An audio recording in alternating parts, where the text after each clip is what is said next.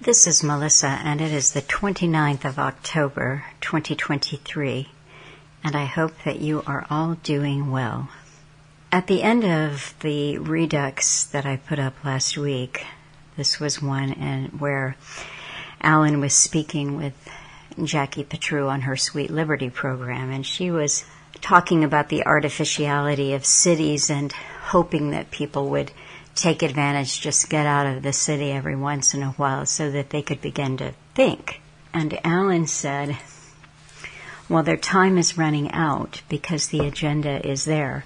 It's ongoing very quickly now, and you will find that those who are dead already, that they are dead in the world. And the few who are truly awake are often caught up in the confusion. There are very few people who are truly awake, who've broken through all the confusion, that the agenda is going on right now.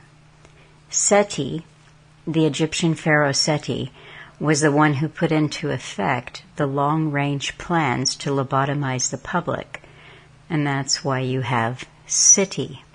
And as he was saying this, the music of the end of Jackie's show was coming on, and you could actually barely make out what Alan was saying. And I thought, what a pity that was, that he did not have time to go into more of what he was thinking. Put into effect the long-range plans to lobotomize the public. And that's why you have Seti. I know that his thinking was that cities are artificial control mechanisms. There's the beehive. This, comes all the way, the ancient Greeks and earlier had the idea of controlling people by keeping them in cities. And one movie came into my head this week, the other day, thinking about this, and that was, it's a bloody, violent movie that I quite like, that was co-written and directed by Mel Gibson, entitled Apocalypto. And you get the juxtaposition of the end of the Mayan Empire with a tribe in the rainforest, and the Mayans make raids so that they can capture tribesmen. They'll bring them in and put them into slavery to support their economic system. And then those that they need to sacrifice in their human sacrifice rituals will meet that end. So the story follows the journey of a young man who is captured in a raid on his tribe and his eventual escape right at the last minute when he's about to be sacrificed. And at the very end of the movie, I was always so struck by it, because in just 2 minutes of screen time, so much was conveyed. You see that the tribesman has returned. He's found his woman, who is pregnant, and she has a little toddler. And they're together. They're on the cliff overlooking the beach. And ships come in, and they're Spanish conquistadors who anchor right there in the shallows, and then they start offloading chests, and they just watch this for a while from up on the cliff. And they open up some of these chests, and they're filled with treasure, jewels and stuff, the kind of thing that a woman will look at and go, oh, shiny, sparkly, colorful, I want. And she's conveying to her husband or her man that maybe they should seek refuge with the conquistadors, and he just puts his arm around her and leads her back into the jungle. And I was thinking, wise man. Just because he escaped one system, the Mayan system, it certainly didn't leave this, young jungle dweller with the idea that another opposing or different system would be his savior. In the first few pages of the Alan Watts Cutting Through Volume 1, he's talking about the ancient priesthood system, and he said, Within these pages, I shall attempt to convey a glimpse of the almost total form of control with which an ancient religion, always international in scope, has spun its web. It has used the science of the mind and masses of truth, welded seamlessly together with fiction and lies. By its presentation, we are motivated to conclusions predetermined by our programmers. By forming our conclusions, we are led by the Pied Piper into the abyss, where our vision lost, we demand from this piper solutions to our predicament. Few question the dilemma that every solution takes us further into the darkness. So in speaking about what's going on in the Middle East and religions and how they are used, I've had a little bit of feedback, and someone cautioned me not to throw the baby out with the bathwater, and they made the point that God does not talk to people directly. He sends prophets to show people how to live in this world.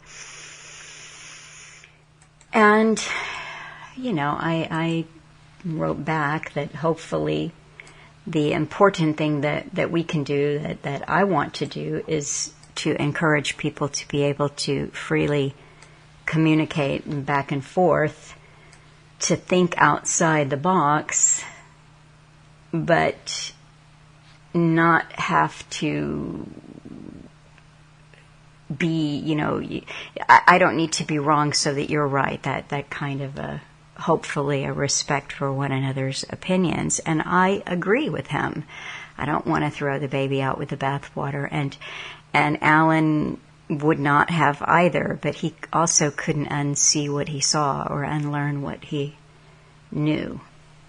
In this talk that I am putting up today, it's a long one from January 31, 2021. And so I encourage you to visit the website, see the transcript, read the poem. It's a nearly 4-hour talk. It's really good. He covers a lot of excellent things. That January 31, 2021, there was an awful lot going on. But you'll see why I chose to put that up this week, the little section that I am giving you. And in this, he was talking about religion again, and he said, we live in an awfully corrupt system and awfully corrupt times because it has no grounding anymore, and some would say indoctrination on right and wrong. We used to have right and wrong, and everybody knew what basic right and wrong was. We knew it. You don't need a holy book to tell you. You really don't, unless you're psychopathic. We all know when we are doing wrong, We might do it anyway, but we know it. So it's rather sad that we're living in a system that doesn't even have at least the grounding of the old moral principles of some of the older religions. And I'm sure, oh my, I don't want to hear that. Oh, no. Because we've all been trained to hate the religions, absolutely hate them, despise them. Because even in areas of religion, there's groups at war with each other for dominance over the rest. And sometimes the dominant ones manage to indoctrinate you in school to hate the religion they want to remove so that they themselves can move in. That's how devious the world really is. Most people just see the superficial conflicts. You don't realize who's behind things. They really don't. They really never fathom out that there's different reasons and a lot more at stake than just lambasting some religion or another. So this is the simplicity and complexity of Alan's thinking at the same time, if you will. He also said, it's out there in talks, and he certainly said it to me, and I've heard him say it on the phone to other people and via email, don't throw the baby out with the bathwater. But he also knew how far along the agenda was, how religions were used. I'll just give you another example of something that I was thinking about. Well, earlier this year, a longtime listener had a kind of a break, if you will, with Alan's work. And they let me know, how unhappy they were once they had come to this new idea. And they said, was it really necessary for Alan to destroy people's world view in order to deprogram them?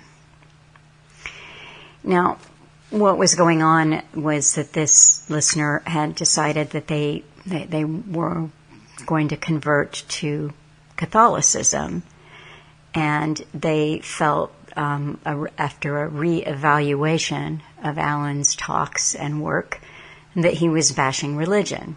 But I in my mind, in my thinking, and I'll just say there's no, when a person has made a decision, there's really no point in trying to get them to see another angle. They've had years to go through this material on their own.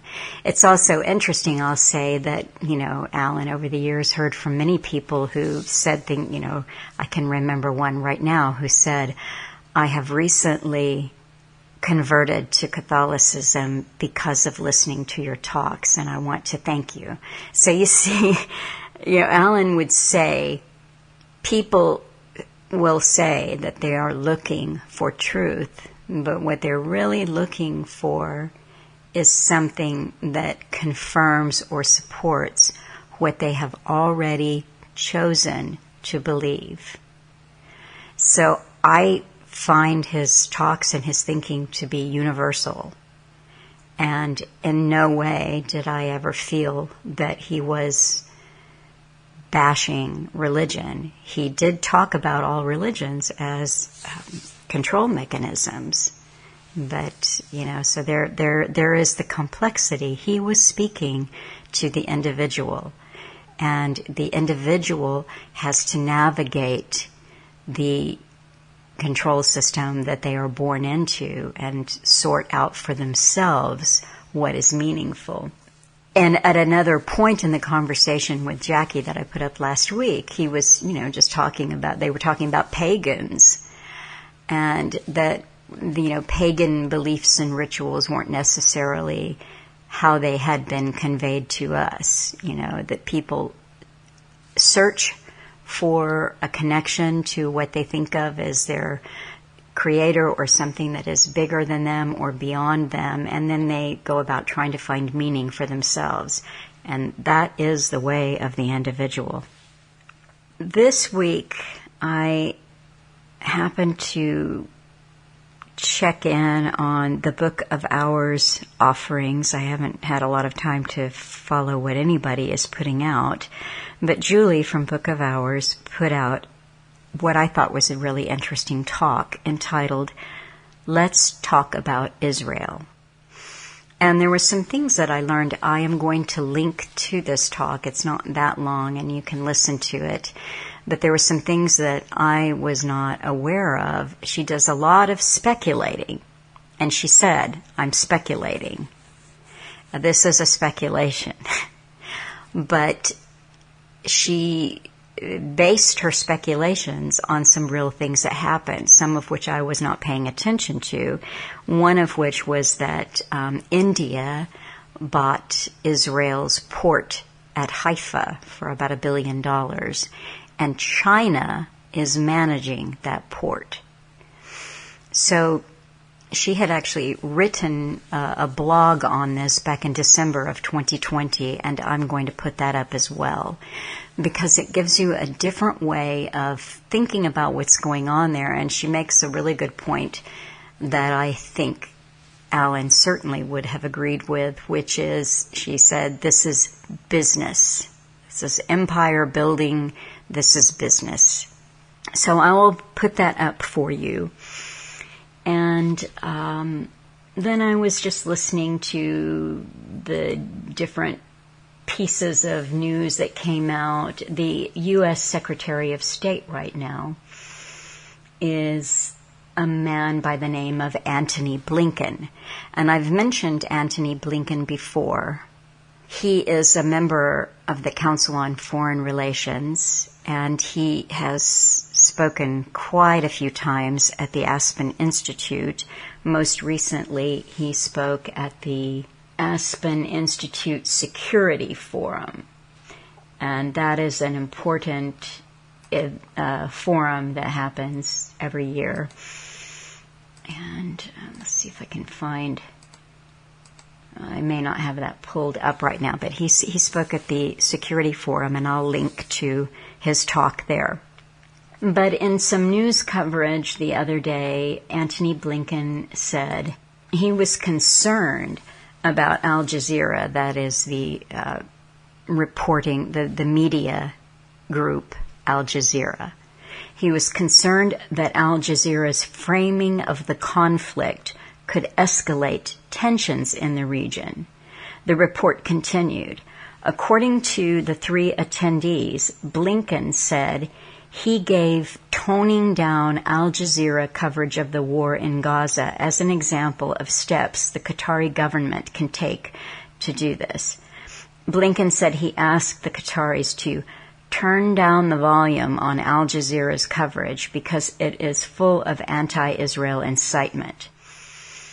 Then in another news piece from this week, Blinken was talking, I'm not sure I think this was just a White House briefing, but Secretary of State Blinken said, "The message that I bring Israel is this.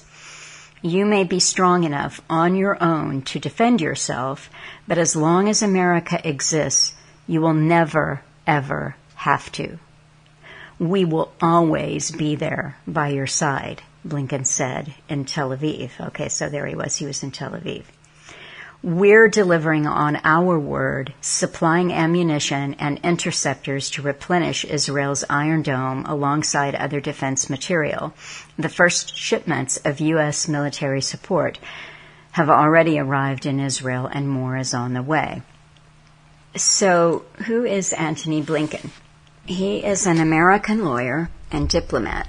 Since January 26, 2021, he has served as the 71st United States Secretary of State. He previously served as Deputy National Secretary Advisor from 2013 to 2015 and Deputy Secretary of State from 2015 to 2017 under President Barack Obama. Blinken was previously National Security Advisor to then Vice President Joe Biden from 2009 to 2013. During the Clinton administration, Blinken served in the State Department and in senior positions on the National Security Council from 1994 to 2001. He was a senior fellow at the Center for Strategic and International Studies from 2001 to 2002. He advocated for the 2003 invasion of Iraq while serving as the Democratic Staff Director of the Senate Foreign Relations Committee from 2002 to 2008. He was a foreign policy advisor for Joe Biden's 2008 presidential campaign before advising the Obama-Biden presidential transition. From 2009 to 2013, Blinken served as Deputy Assistant to the President and National Security Advisor to the Vice President. During his tenure in the Obama administration, he helped craft U.S. policy on Afghanistan, Pakistan, and the nuclear program of Iran. These are all really important things, but what I hope that you're getting, Council on Foreign Relations is a non-governmental private think tank that is hugely responsible for crafting the U.S. foreign policy. He is completely involved in the Aspen Institute, which I have covered at length. He's a long-time Washington player. But this next bit is also really important because at some point here, and this must have been, 2017, I'm not sure here, but we'll find out soon, he left the government service and moved into the private sector, co-founding West Exec Advisors, a consulting firm. Blinken returned to government first as a foreign policy advisor to Biden's 2020 presidential campaign, and then as Biden's pick for Secretary of State. Now, what is West Exec Advisors, LLC?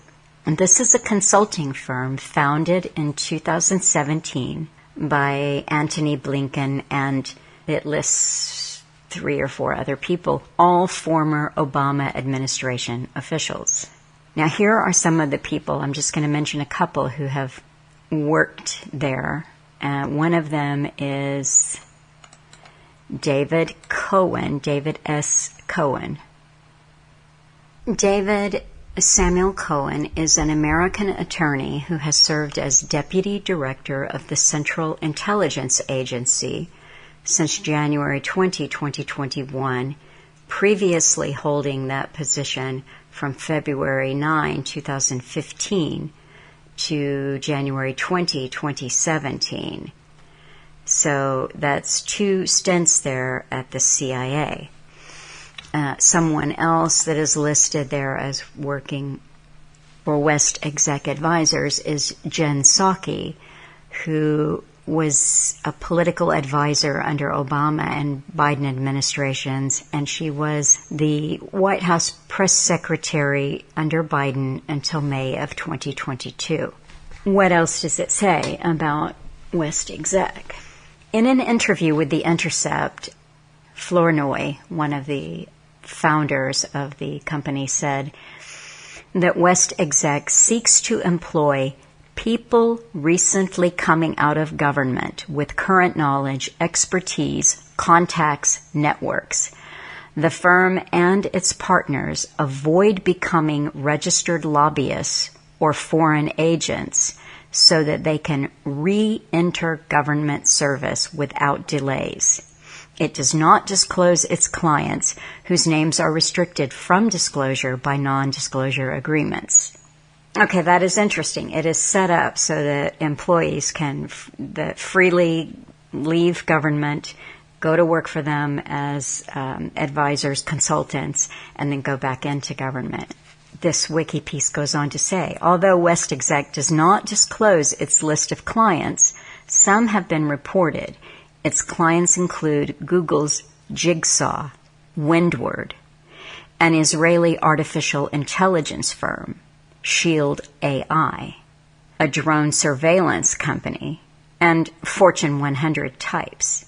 Under a different financial disclosure that was filed by the Biden transition team, Secretary of State nominee Antony Blinken declared that clients of West Exec included investment giant Blackstone, Bank of America, Facebook, Uber, McKinsey & Company, the Japanese conglomerate SoftBank, the pharmaceutical company Gilead, the investment bank Lazard, Boeing, that's big in the military-industrial complex, AT&T, the Royal Bank of Canada, LinkedIn, and Sotheby's. Another consultant there disclosed that West Exec had worked with data mining company Palantir Technologies. Here is Gilead, just a little bit of a brief background on Gilead. It's an American biopharmaceutical company headquartered in Foster City, California, that focuses on researching and developing antiviral drugs used in the treatment of HIV/AIDS, hepatitis B, hepatitis C, influenza, and COVID-19, including lenacapavir, sofosbuvir, and that's enough. It also developed something that Alan covered extensively called Tamiflu. In June of 2020, Bloomberg reported that AstraZeneca plc had made a preliminary approach to Gilead for a potential merger worth almost $240 billion. In the same month, the company announced it would acquire a 49.9% stake in privately held Pioneer Immunotherapeutics for $275 million. Gilead sought and obtained orphan drug designation for remdesivir from the U.S. Food and Drug Administration on March 23, 2020. This designation is intended to encourage the development of drugs affecting fewer than 200,000 Americans by granting strengthened and extended legal monopoly rights to the manufacturer, along with waivers on taxes and government fees. Remdesivir became a candidate for treating COVID-19 at the time the status was granted. Fewer than 200,000 Americans had COVID-19. But numbers were climbing rapidly as the COVID-19 pandemic reached the U.S., and crossing the threshold soon was considered inevitable. Gilead retains 20-year remdesivir patents in more than 70 countries. In 2021, remdesivir generated more than $4.5 billion in annual revenues and was Gilead's highest-selling product. So that is one of the companies that Antony Blinken's West exec were advisors to. And another one is Palantir. I think that there are a couple of really good articles that I'll put up so that I'll just save a little time here and let you look at those. One of them comes from opendemocracy.net. It said, what you need to know about Palantir, the U.S. firm in line for a £480 million NHS deal. Former Donald Trump ally Peter Thiel's, they call it a spy tech firm, is the front runner for the NHS's biggest ever contract. This was from 23 October 2023. I'll read just a few paragraphs of that and then link it for you. Controversial U.S. spy tech firm Palantir is believed to be the front runner for the NHS's biggest ever contract, despite warnings from data privacy campaigners. The £480 million contract to provide software joining up patient data between different NHS trusts is set to be announced imminently. The project, known as the Federated Data Platform, is NHS England's latest attempt to consolidate patient data into a centralized system. The deal has faced criticism from campaigners who argue Palantir's lack of track record in healthcare and its murky links to U.S. and U.K. spy agencies, making it unfit to take on the job. Someone else who has covered Palantir is Whitney Webb and Unlimited Hangout. There are several articles that you can find on Palantir on the site Unlimited Hangout. A recent one by a different writer other than Whitney is entitled How Peter Thiel's Linked Tech is Fueling the Ukraine War. And this is October 13, 2023. As war in Ukraine continues, controversial defense contractors and adjacent companies like Palantir, Anduril, and Clearview AI are taking advantage to develop and level up controversial AI-driven weapons systems and surveillance technologies. These organizations' common link: the support of the controversial yet ever more powerful Silicon Valley billionaire Peter Thiel. Okay, so this is a quote from the CEO of Palantir, Alex Karp. A reluctance to grapple with the often grim reality of an ongoing geopolitical struggle for power poses its own danger. Our adversaries will not pause to indulge in theatrical debates about the merits of developing technologies with critical military and national security applications. They will proceed. This is an arms race of a different kind, and it has begun. These were the recent words of Palantir CEO Alex Karp, proclaiming in the New York Times that the world has entered a new era of warfare with the rapid acceleration of artificial intelligence technologies. Playing on the recent release of the Oppenheimer movie by comparing the dawn of AI with the development of the atomic bomb, Karp argued that the growing role of AI in weapons systems has become our Oppenheimer moment. In his op-ed, Karp states bluntly that this era is a new kind of arms race where inaction equals defeat, positing that a more intimate collaboration between the state and the technology sector and a closer alignment of vision between the two is required if the West is to maintain a long-term edge over its adversaries. Going back to this talk that I'm putting up an excerpt from January 31, 2021, Alan read a couple of articles. One of the interesting things, and I'm not sure that this will get into the segment that I'm going to put up, but he is talking about the takedown, all of the different attacks on your culture. And he mentioned again the documentary Oxiana, the fentanyl crisis, the opioid crisis that is worldwide. And so he was trying to show that from every angle, from all directions, we're under attack.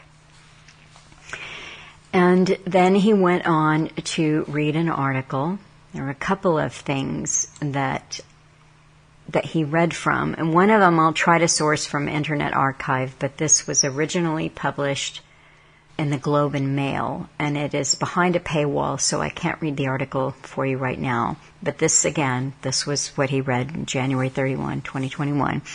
Israeli military chief orders forces to step up preparations for possible offensive action against Iran.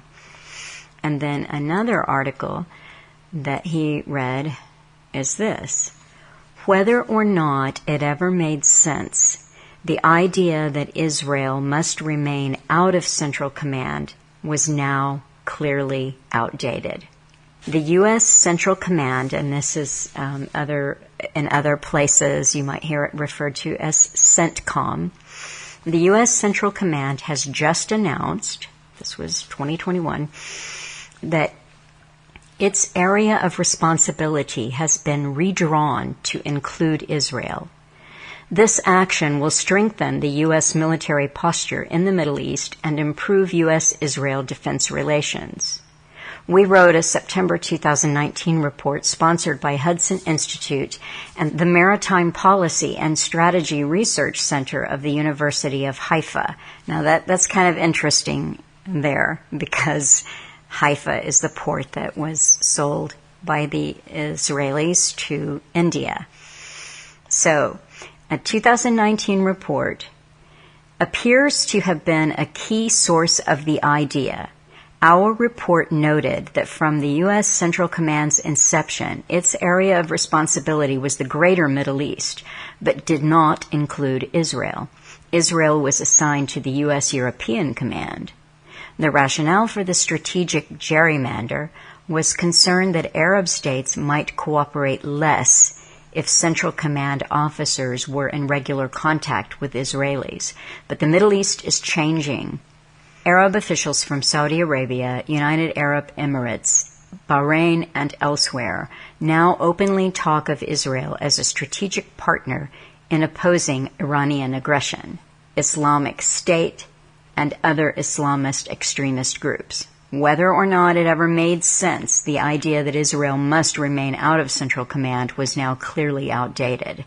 Our report therefore suggested redrawing the Central Command's area of responsibility to include Israel. The U.S. Departments of Defense and State, remember, Blinken is Department of State, divide the world into regions. The division schemes in the two departments are not the same. Such divisions are administratively necessary, but they create impediments to sound strategic thinking. Officials responsible for a particular region tend not to pay as much attention to events, concerns, perceptions, and capabilities outside that region. The U.S. combatant commands split Israel from the Arab states, just as they split Pakistan from India. Pakistan is within the Central Command, but India is within Indo-Pacific Command. This meant that no U.S. combatant command had the day-to-day responsibility to deal strategically with the Arab-Israeli conflict. Till today, none has that responsibility for the Pakistani-Indian conflict. Central Command has always tended to be focused on Arab equities rather than on Israel's, and more on Pakistan's than India's. Meanwhile, the Indo-Pacific Command is more solicitous of India, and so on. Central Command planners should take full advantage of America's military and intelligence relationships with Israel. It was neither necessary, advantageous, nor historically justified to exclude Israel from efforts by the Central Command to bolster its military plans through regional cooperation. I'm going to leave you with a few little bits from a piece that was written in 1997 and published in the U.S. Army War College Quarterly, Parameters, winter 2010. I actually thought this was written, it was written in 97. It said the article was first published in the summer of 1997. This is Ralph Peters. So thinking about Palantir, thinking about information, if you go on to the Aspen security group and look at what this year's meeting discussed, a lot of it was AI tech. So here's Ralph Peters, constant conflict. We have entered an age of constant conflict. Information is at once our core commodity and the most destabilizing factor of our time. Until now, history has been a quest to acquire information. Today, the challenge lies in managing information. Those of us who can sort, digest, synthesize, and apply relevant knowledge soar, professionally, financially, politically, militarily, and socially. We, the winners, are a minority. For the world masses, devastated by information they cannot manage or effectively interpret, life is nasty, brutish, and short-circuited. The general pace of change is overwhelming, and information is both the motor and signifier of change. Those humans in every country and region who cannot understand the new world, or who cannot profit from its uncertainties, or who cannot reconcile themselves to its dynamics, will become the violent enemies of their inadequate governments, of their more fortunate neighbors, and ultimately of the United States. We are entering a new American century in which we will become still wealthier, culturally more lethal, and increasingly powerful. We will excite hatreds without precedent. I'll post this for you. It's something that you can read for yourself. I'm going to share 2 more paragraphs. As more and more human beings are overwhelmed by information or dispossessed by the effects of information-based technologies, there will be more violence. Information victims will often see no other resort. As work becomes more cerebral, those who fail to find a place will respond by rejecting reason. We will see countries and continents divide between rich and poor in a reversal of the 20th century economic trends. Developing countries will not be able to depend on physical production industries because there will always be another country willing to work cheaper. The have-nots will hate and strive to attack the haves, and we in the United States will continue to be perceived as the ultimate haves. States will struggle for advantage or revenge as their societies boil. Beyond traditional crime, terrorism will be the most common form of violence. But transnational criminality, civil strife, secessions, border conflicts, and conventional wars will continue to plague the world, albeit with the lesser conflicts statistically dominant. In defense of its interests, its citizens, its allies, or its clients, the United States will be required to intervene in some of these contests. We will win militarily whenever we have the guts for it. There will be no peace at any given moment for the rest of our lifetimes. There will be multiple conflicts in mutating forms around the globe. Violent conflict will dominate the headlines, but cultural and economic struggles will be steadier and ultimately more decisive. The de facto role of the U.S. armed forces will be to keep the world safe for our economy and open to our cultural assault. To those ends, we will do a fair amount of killing. And I'm just going to put in there that when he says that the U.S. armed forces will keep the world safe for our economy, that's the ruling elite. That's this ancient international brotherhood down through time. That is their economy and their cultural assault. I ask that you support and continue to support what I am doing. It is necessary, and I thank you. And here is Alan. Hi folks, I'm Alan Watt, and this is Cutting Through the Matrix on the 31st of January 2021. And hope again, as always, that you're still hanging in there through the chaos and the madness and the insane asylum that's become the planet.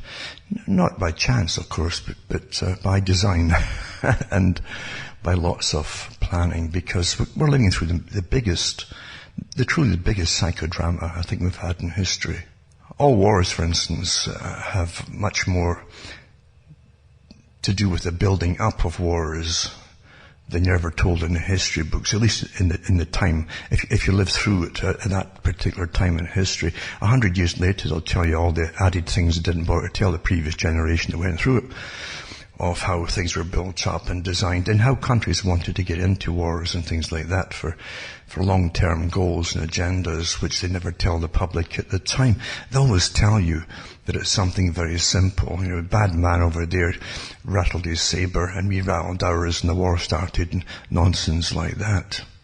It takes years to plan wars, and again, just like today, you've always had what they call a deep state today. That's a modern terminology for it. For those that really manage the world on behalf of the masters, the dominant minority that basically own it. And I've been through these talks many times in the past, dominant minorities and the helping group of professionals and scientific group that manages on behalf, they manage all on behalf of the dominant minority, as Aldous Huxley talked about, and others too. And so they tell you, as I say, the simple fairy stories for wars and causes of wars and so on.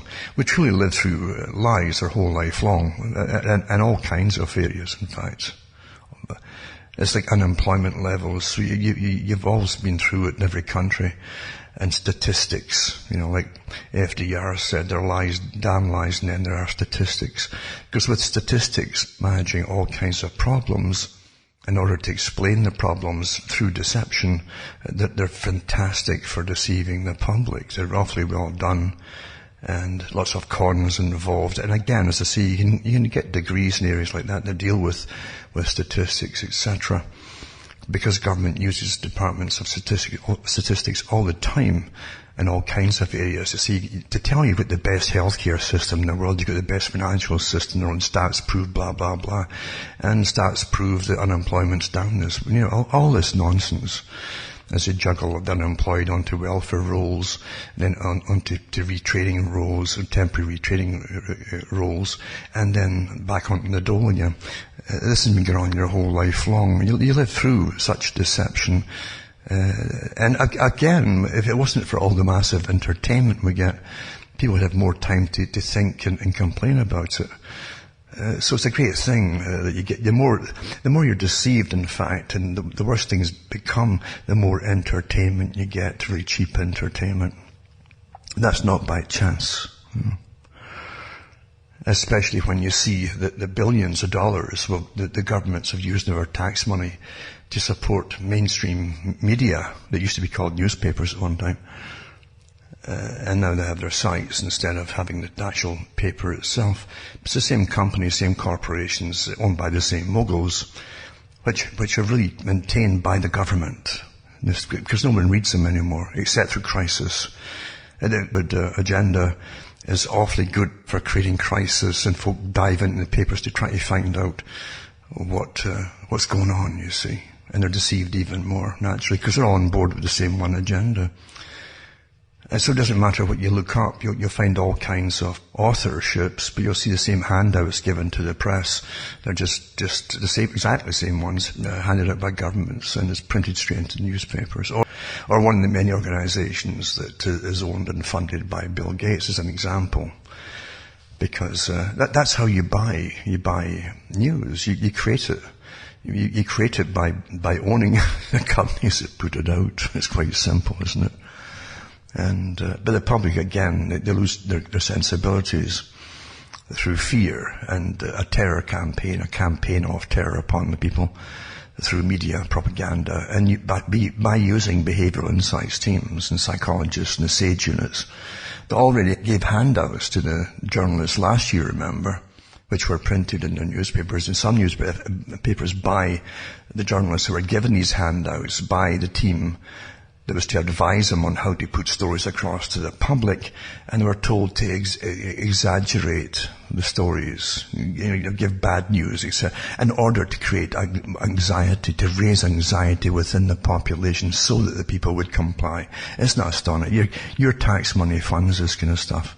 Do you think it just suddenly stopped? It didn't stop. It's got worse. And that's what you're living through. It's a big agenda, because the whole world is to be changed by this agenda. They couldn't get the Martians from space to invade us, to bring us all together, like, Ronald Reagan used to quip about sometimes in his speeches.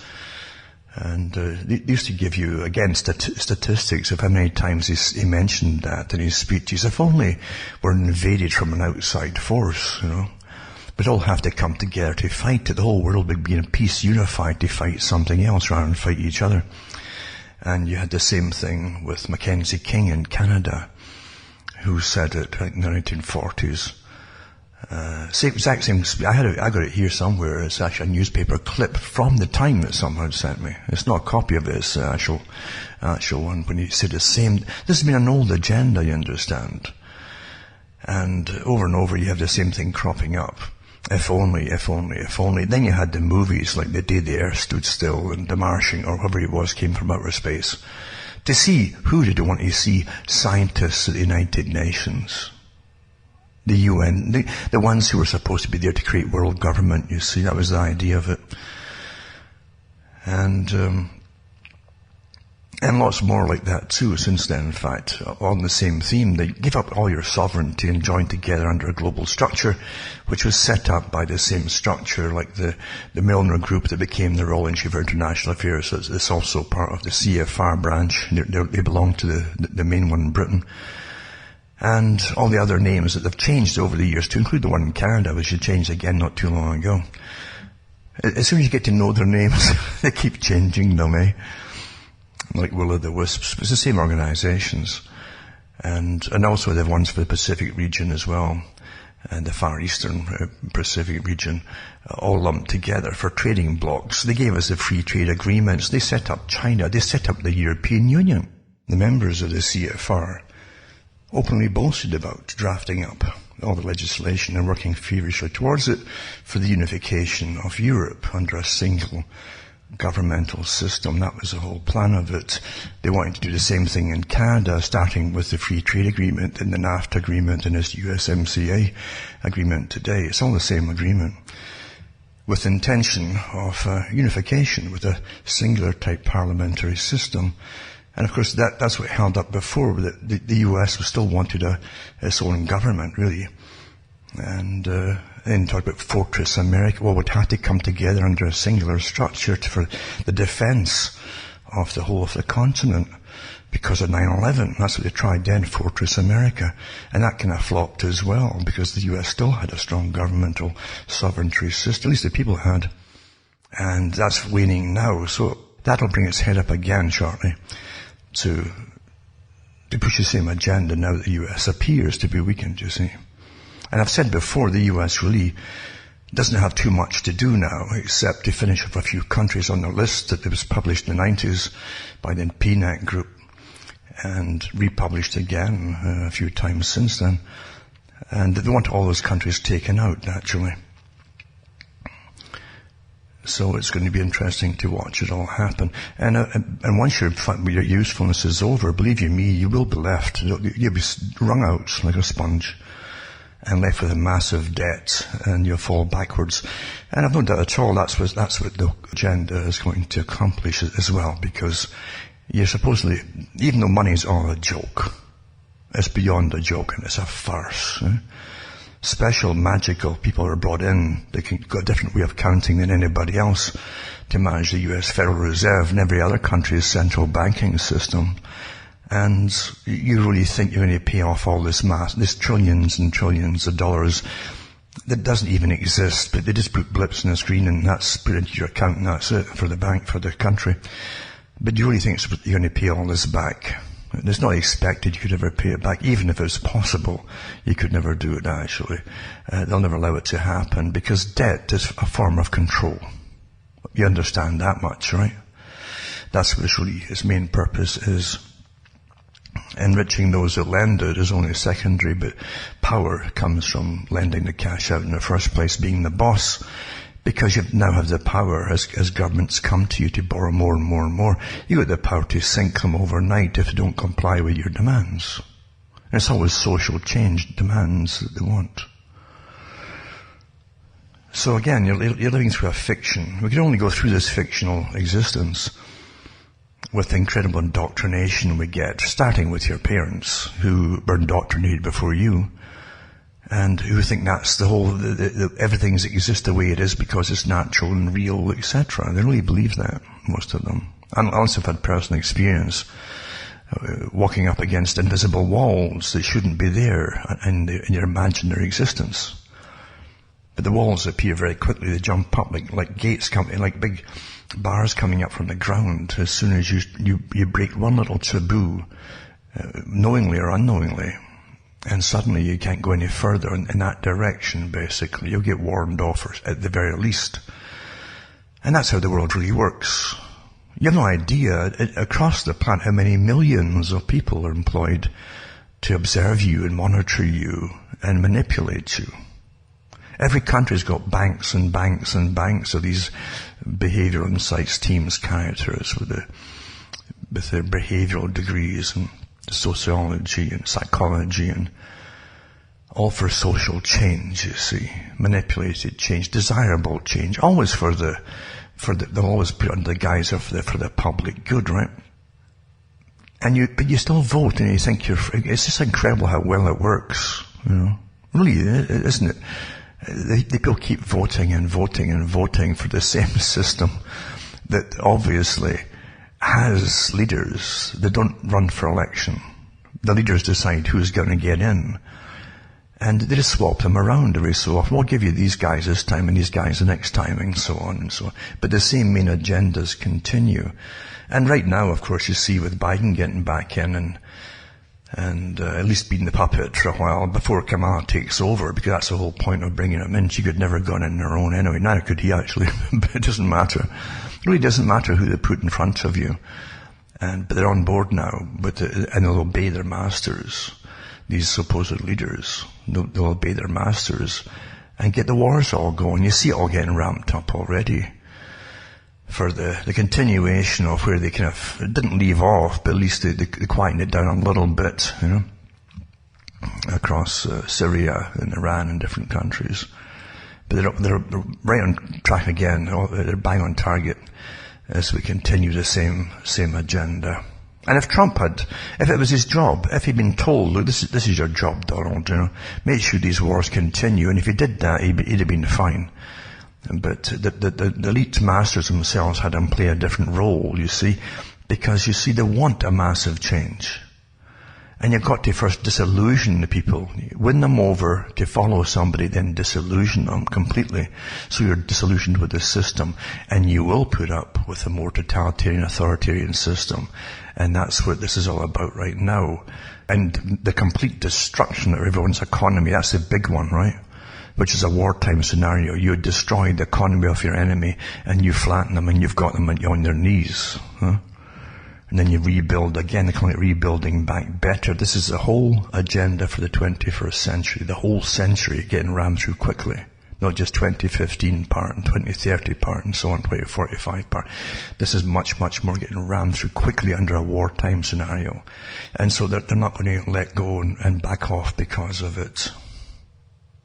They're not going to do it. I said that last year. But you can't have all that happening at the same time as you're having Black Lives Matter and Antifa going through the US cities with their leaders, well-trained leaders, burning places down and looting and all that. You can't have that all happening in the same year.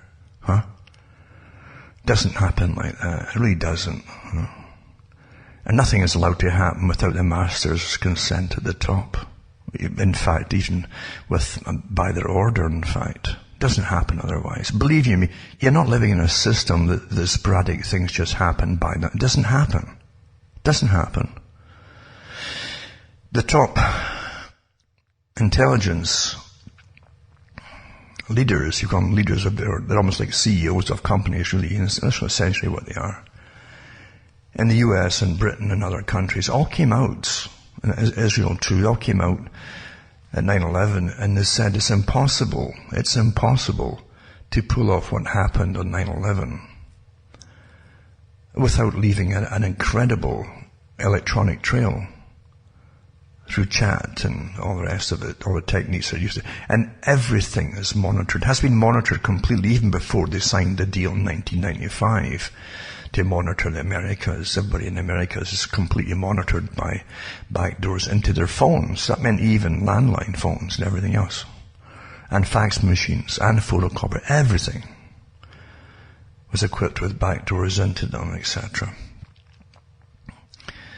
But all these leaders said, they couldn't have planned all this, chatted amongst themselves and got away without every intelligence agency at the top really knowing all about it. It cannot be done. It isn't just the chat that they get. There's indications of movements of certain things. By movements, if even 5 people come together from another country and then they start training to be pilots in your country, and then those same pilots end up taking off the same day. That stuff's all monitored. You wouldn't believe how incredibly well monitored we all are.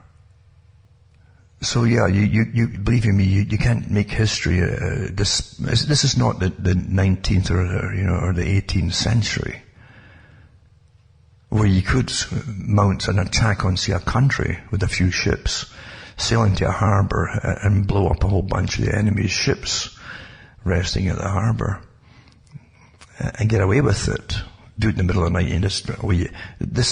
Today, everything is so surveilled. Everything. And the equipment is fantastic. Not just the satellites too. The rays of fail-safe systems to monitor. If something sneaks through, another system grabs it. So it's pretty well perfect. So we're living through an agenda. And the agenda is to go into complete sustainability. They said it in the climate meeting in 2019. But no one was listening to them. Everybody had lost interest in their nonsense. And that's how folk were describing, it's just this nonsense again, and they lost interest. But everything, they'd pinned everything, their whole agenda for implementing laws for reduced consumption, for the elimination of energy sources, that's gas, oil, everything. Because all these things are good, conducive to keeping folk alive, and when folk are alive and healthy, and they got work and all that, they tend to hitch up and get married and have children, You can't have that. That's the enemy, you see, is this breeding idea. You see, all you folk breeding willy-nilly, they say. They mentioned at the meeting quite a few times, and then finally again in 2019, that they recycled the idea of getting permits to decide who should get married, who would be allowed to get married and have children. You better take these things seriously, and you didn't, you see. So they said we'd have to do something more drastic because people weren't listening. So bingo, terror is what they do. And that's what most of these units are for creating terror in other nations. They're getting used, these professionals are getting used to create terror within your country. You're paying for all. And you still will go and vote, and you'll still say you're free. It's just amazing.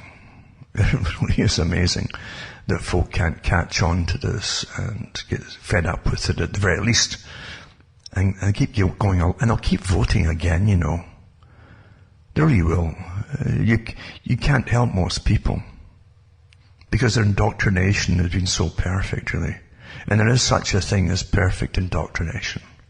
And it does work with most people. I remember years ago reading about weaponry. and it was all military documentation, but it was to do with weaponry of all kinds. And biowarfare too was mentioned in it. But weaponry is designed generally to take out the most people in one fell swoop. I always say foul. I think foul is a good way of expressing it, but they say foul. Because it is foul, isn't it? And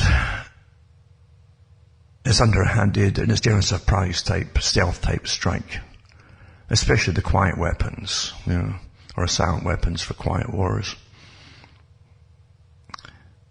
Because then the perpetrators who's ever released a bioweapon, as an example, and knowingly that it won't kill everybody. Generally, there's nothing really that put out this so far that we know of that can kill everybody. There's always people with different genetic makeups, they'll somehow be able, or different gene types, or pairs of particular genes occasionally that make them resistant to something naturally. But as long as they get the majority of the people crippled, disabled, or dead, they're quite happy with it. That's what actually pretty well, that sums up what they say in their manuals. That's what they're designed to do. And that's what the military is for. There's many ways to cripple people or kill them or maim them. So you've got to really go into it and understand what's going on. So bioweaponry is a big part of their arsenal. It has been for a long time. And we knew there was something happening maybe 10, 15 years ago. We knew when they closed down certain old established bioweapon testing facility bases with other labs and so on, such as Plum Island off New York. And they sold it off, apparently, the whole island. I don't know what happened there. It was auctioned off, but they moved. They mentioned the fact they were building all these level 3, bio-level 3 and 4 labs across the states, inside the states proper instead. And everybody kind of thought, what on earth would you do that for? Because the whole idea, if you get a release, an accidental release, then you would keep it as far away from the mainland as possible. But no, they wanted to have them on the mainland. This is just amazing stuff that was going on back. Everybody forgets so quickly. But it's almost like preparation for what was to come, because when you look again at 9/11, and I've read the articles that came out of the meetings and hearings after 9/11, and the talks by Rumsfeld and Cheney and all the rest of them that were involved in so-called running the country at the time, where they actually said that everything was on the table to go after enemies, including the use of bioweapons. That was an acceptable part of the arsenal. They would be on the table to be used if necessary. Well, don't you think for a second that other nations that you set your sights on are doing exactly the same kind of scenarios, and they don't have all their bioweapons facilities? Of course they do, And so when it came to China, China, in their own writings, and speeches by some of their own generals have said the same thing, that they would use bioweaponry on the US if need be. One of the generals actually said, again, the article was released quite recently, but he said, he was giving a speech in front of the troops, or to the troops, and he said that would probably have to be used if your enemy is tactically superior, because they're more advanced and more copious equipment. And therefore it's a cheaper way to go for a country that doesn't have the same ability to attack, for amount of aircraft or whatever it happens to be at the time, or missiles, you name it. They would definitely use bioweaponry. And we know again that every country's been involved in what they call race-specific bioweapons. They're meant to target genetic types through racial differences or racial genotypes. So that, every country out there has been big in that level too. So you have no idea. Again, as most folk don't, they can tell you all about who's sleeping with who in Hollywood, and who was in this movie and this TV drama. But this is your life. You understand that you're supposed to know about things that are really happening, that matter. But most folk haven't got a clue.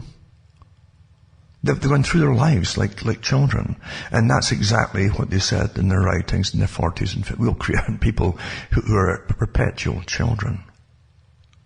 And you have them today. It's not their fault. They didn't know. They're being trained and indoctrinated like this. Because again, they trust their governments, These wonderful systems. Now, I don't care what kind of government you would have. Not that you could change it, because you do have a dominant minority. But supposing just wishful thinking here that you could change it really. Like the anarchists think they can just change something by blowing things up and destroying. And one, as I mentioned before, it's in a book now, of a woman in our country who was raised as an anarchist, really, and she came to the same conclusion. She became very unpopular amongst her own group because she mentioned all we are taught to do and all we think of is blowing things up and destroying. We never give a thought about rebuilding anything. And that's the truth of it. And personally, I think it wouldn't matter, as humans are humans. Whoever takes over and rebuilds it and gives you, I don't care how well-intentioned they are and honest they are at the start. And no time until before a generation is out, they're corrupt again. They're getting their own children into positions of power and good-paying jobs for life over the public. And the next generation, their noses are up in the air and they're ordering you around instead of just serving you. That's human nature. It's rather sad, rather sad. But the folk never catch on to. They always think, we keep voting these. Why would you vote in lying psychopaths time and time again? Who again are just actors. They're just actors, folks. They are. They can't run anything to save themselves. The bureaucrats, the lifelong bureaucrats, their whole life is in employment in certain branches of government and civil service. They know what their departments do. And when politicians are appointed over them as ministers of this, they rely upon the ones who know what they're talking about to draft up their speeches, because they haven't got a clue how it runs. How would some petty politician suddenly get put in charge of the Department of Health or something? They haven't got a clue. They're just fronts, And they are psychopaths. The danger with psychopaths really is that they have no real conscience. They really don't. They feel anxiety up when they themselves are threatened in some way or another.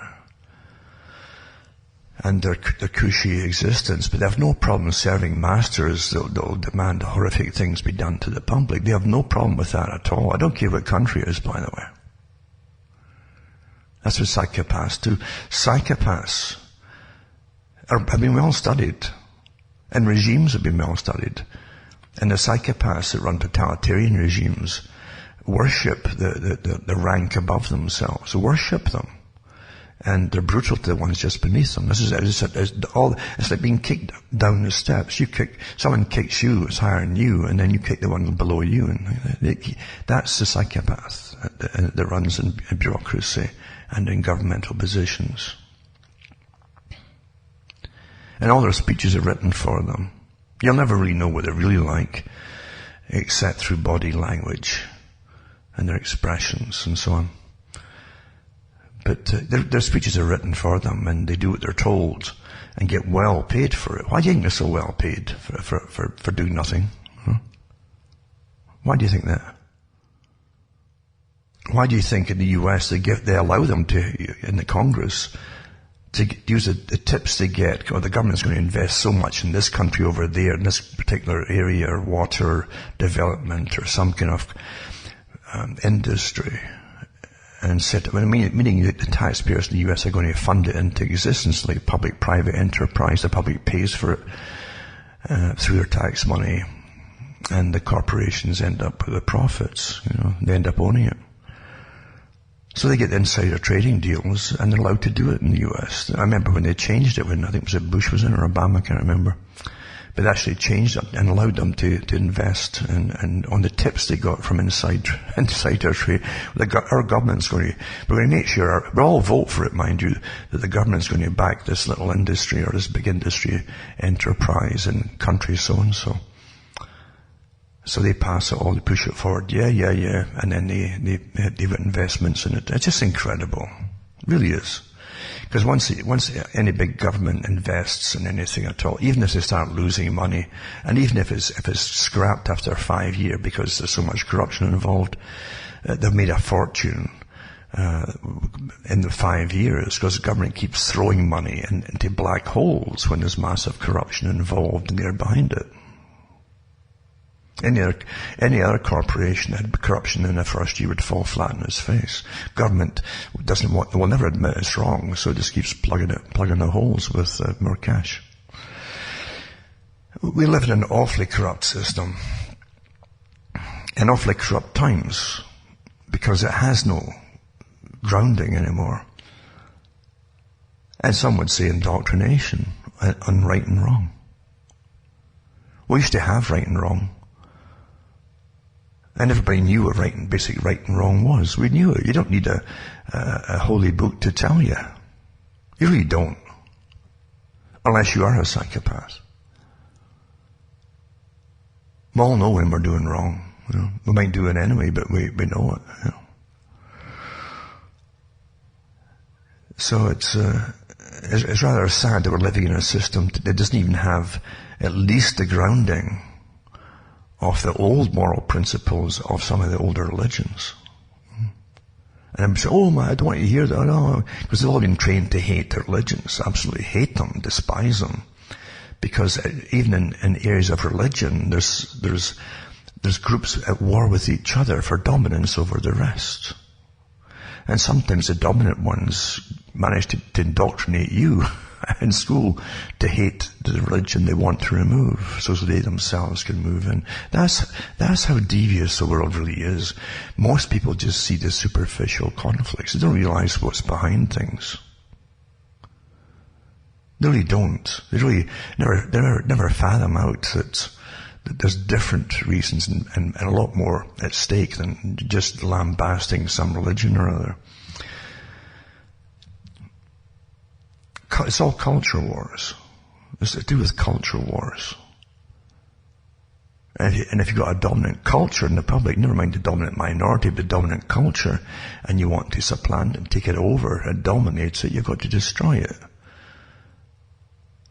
It's getting like back to colour revolutions. You get all these same techniques used by your Department of Defences in other countries across the world. Destroy the culture is very important.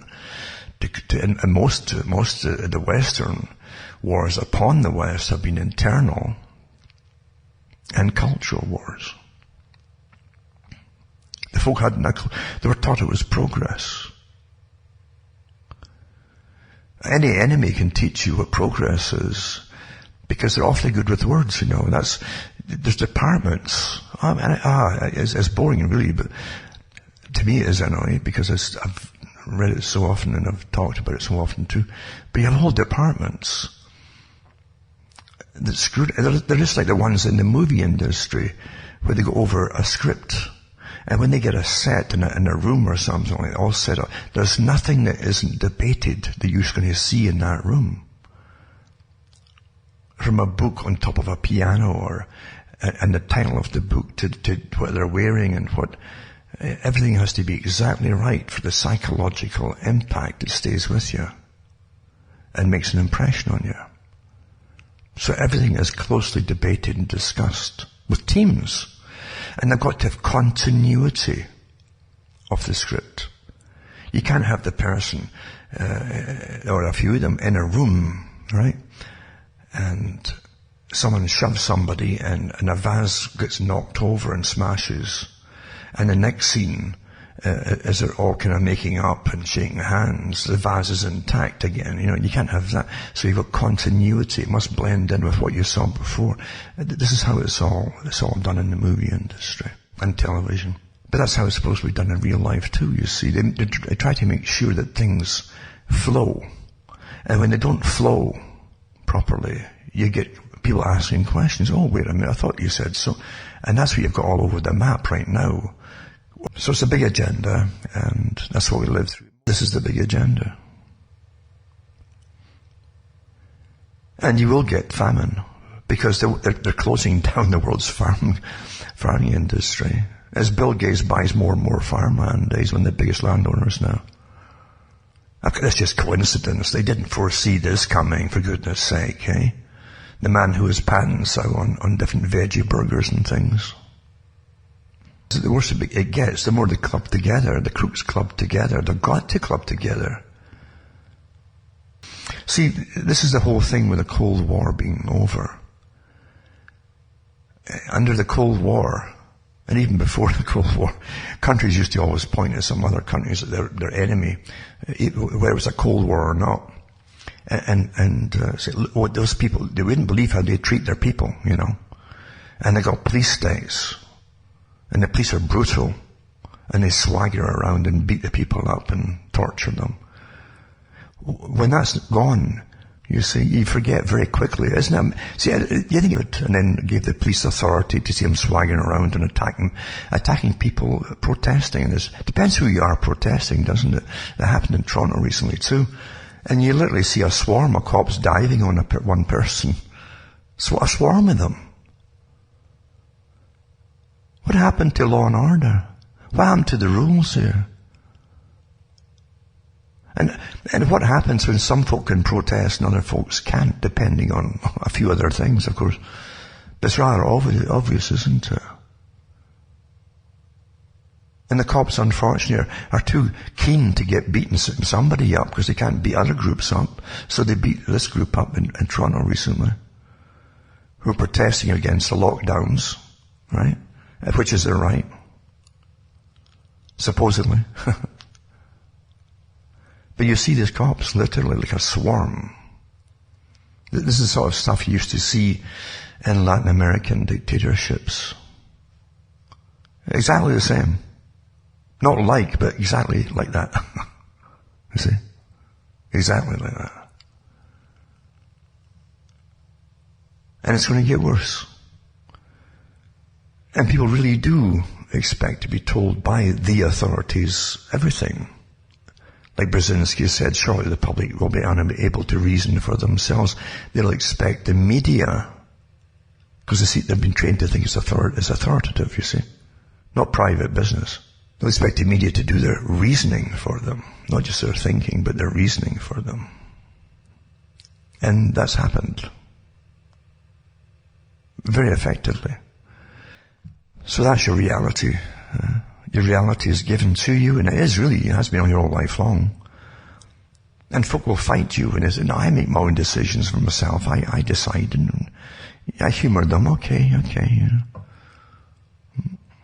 It's like that old joke about the guy from US goes over to Tibet, because he is a wise man over there, a real top guru. And he goes over there and he meets the old man in the mountain, and the old man's sitting there with a beard down to his knees, just staring out there. And he says, Master, I've come all this way to study under you. And I throw myself on my hands and feet and on my face in front of you. If you'll just take me on as a student and so on. And the old guy contemplates him and says, it won't be easy, son. You know, you have to deprive yourself of so much that a young man desires. You know. He said, don't worry, Master. I'm going to negate everything and just follow the way, you see. So sure enough, he's told to go up the mountain there and stay there for 2 years straight, just thinking and staring at a rock. And he does that, and he almost freezes to death. And now, when the snow comes, and he's like a skeleton, and he goes back down again, and he says, Master, I've done it all now. And the Master says, did you have visions? He says, I had visions, yeah, I did, because you hallucinate when you're starving. And he says, go back up again. Say after about the third time up the mountain, he goes back down again, and he's confident this time. He says, Master, I've found the answer to everything. And then the old man says, you have, eh? He says, yes, Master, I've found that. I've come to I've realized you were right the whole along. I had to stay on my own and contemplate and meditate. And it came to me. And then he says to the Master, but Master, tell me, just to verify it. He says, what is the whole meaning of life and everything? And the Master says, go through life, cause no harm, he says. Never argue with anybody and keep the peace. And the young guy blows up. That's not the answer. He says, the answer is the river. And the old man says, you're right, my son. You're right. And that's how it really is, isn't it? For most people. When you think you've got the answer on something, no matter how you've been led to it, and you won't even realize most of the time you're being led to you've been definitely led to your conclusions by the media. And by everything you watch on television. Everything on television. Even your culture and what you dressed like as growing up as a teenager and so on. The dances you danced, the songs you sang. Thinking they were yours and they weren't. All laid out for you, run by people way above politicians. Batteries of them. Planning, implementing the future, watching it, doing studies to see how well it was working, how to tweak it, make it work even better with the next generation and so on. Do you think that when the communists talked about dividing and conquering, especially with the generations, they would separate everything from everything else, starting with the generations? They just happened themselves, that you suddenly became rebellious. Do you think that just happened just coincidentally? Remember, cuttingthroughthematrix.com. Go into the website, make a note of all the other sites I have. These are my official sites. And you'll find out how to donate to me. And you can buy books and discs if you want. But you can donate. They're definitely welcome. Because the books and the discs are going to be a little while yet because of this lockdown here at the moment. But they will get out eventually, one way or another.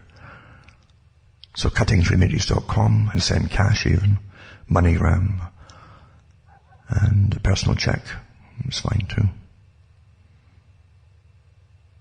And some people just send cash.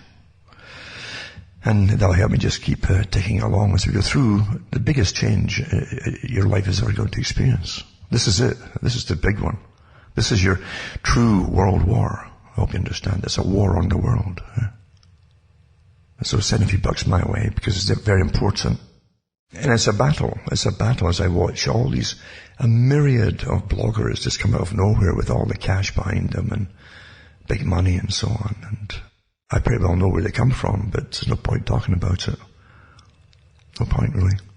And they'll use your talks and they'll use your material, and they must do that, and then they'll spin it off, which is counterintelligence. That's how counterintelligence works, folks. Very effective. Your governments are employing thousands of people because they've done this across the world in color revolutions. They put bloggers out, thousands of them, in nations, finance them. They appear to be like the people, saying the right things. They get their pulse on what's popular topics. They repeat it. Then they lead it, because if the whole team's behind one person, So they become popular very quickly. Then they spin it off. Counterintelligence. And that counters the folk who stuck to the original facts and stories. They're washed away with saboteurs, you might call it. This isn't, I'm not supposing this, by the way, this is fact. But the articles in the paper said that Bill and Hillary had given many talks, and they give you little clips from talks they'd given where they despised the military. Is it the military or the people that comprise the military that they hate? I wonder. And again, you get this guy Kissinger, this strange character Kissinger,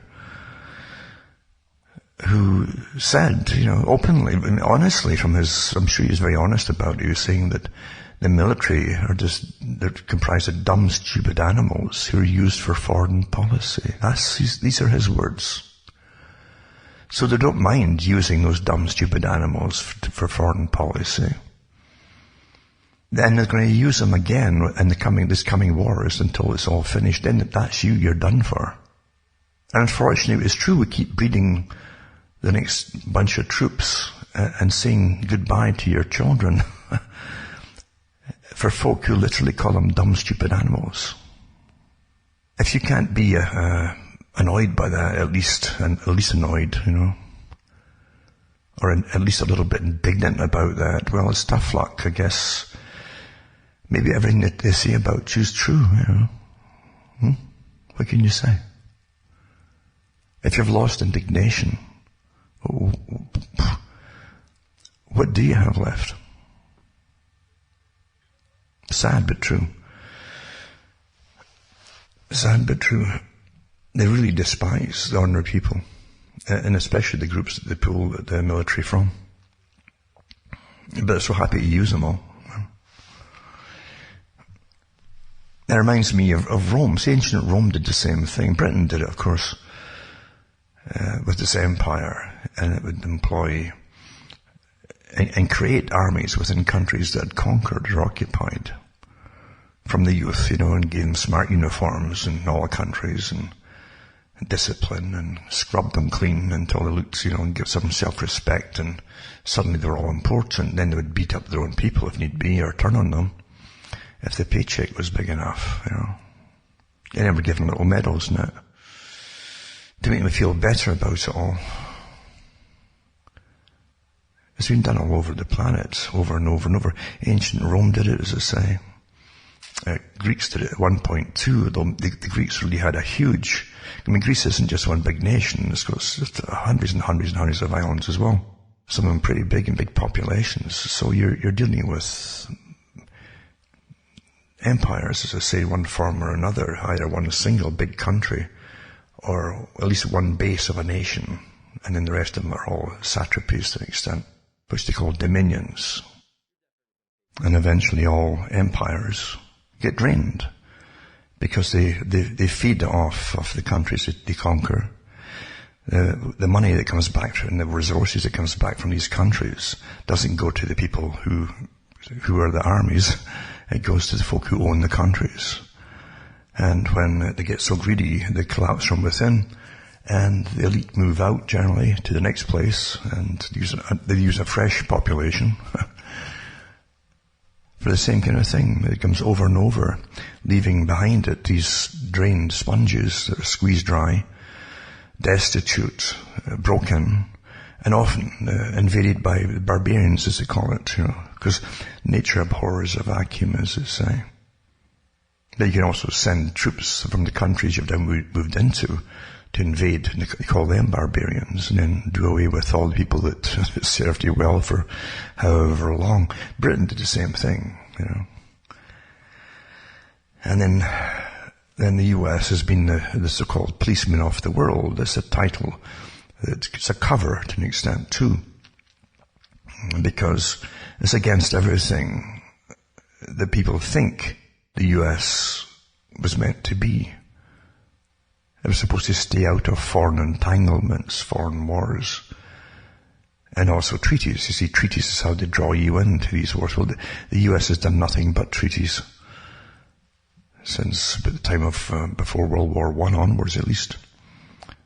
And that's an excuse to drag yourself into the wars that you want, at least from the viewpoint of those who own America.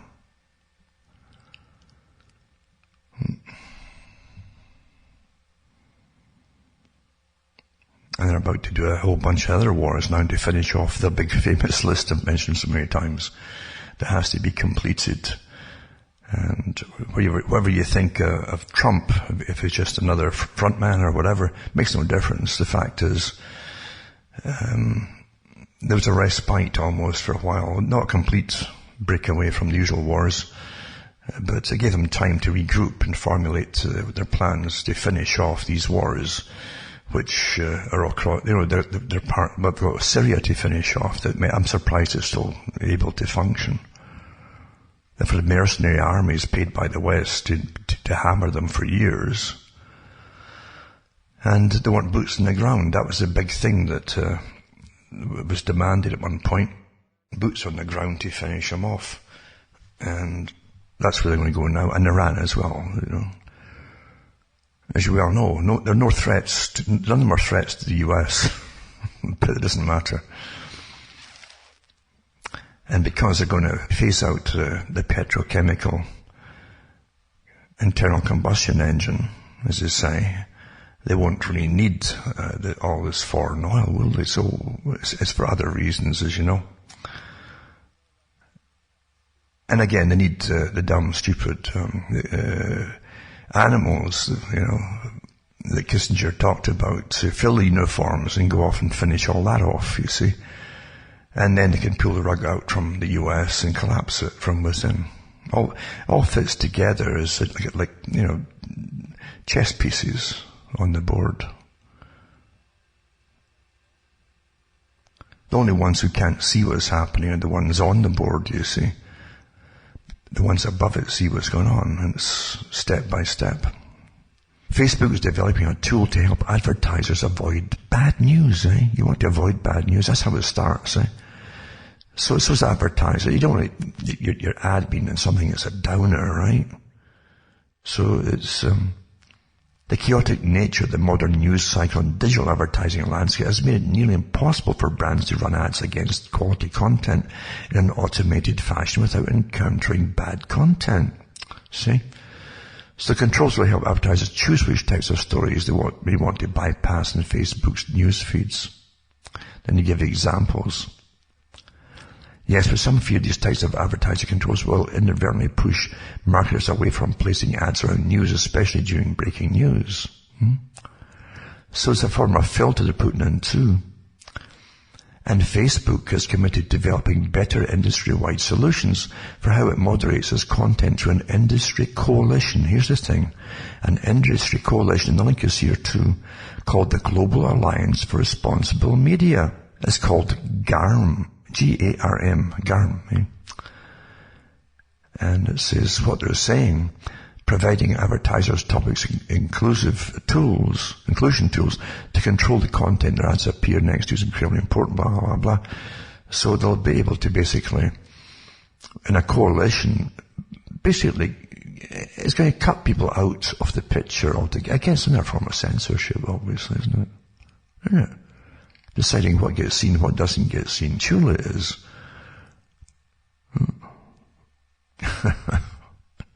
You wait and see. But they're already doing that anyway. How long before Washington's demonization of Russia and China and Iran leads to war? Well, let's just guess. They're already talking about it in all the other countries. Israeli military chief orders forces to step up preparations for possible offensive action against Iran. And then, why does U.S. Central Command, this is from Jerusalem Post, now include Israel? Where not ever made sense, the idea that Israel must remain out of Central Command was now clearly outdated. Now they're in Central Command. And it also means there'll be more U.S. military posture in the Middle East and improve U.S.-Israeli defense relations. So there's definitely wars on the horizon, I would say, judging from all the war talk and all the enthusiasm for war talk as they get back on course with their big agenda, for the list, the list that was published in the US years ago. So Central Command planners should take full advantage of America's military and intelligence relationship with Israel. It was neither necessarily advantageous nor historically justified to exclude Israel from efforts by the Central Command to bolster its military plans through regional cooperation. So war is definitely on the rise, I'm sure, at least the threat of war. You've got to always have boogeymen, mind you, and they've been missing boogeymen for a while now.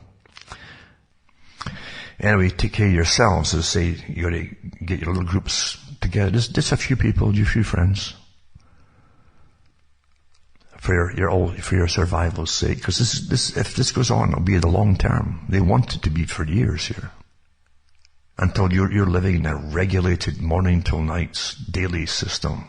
Ultra-regulated. Post-consumerist society.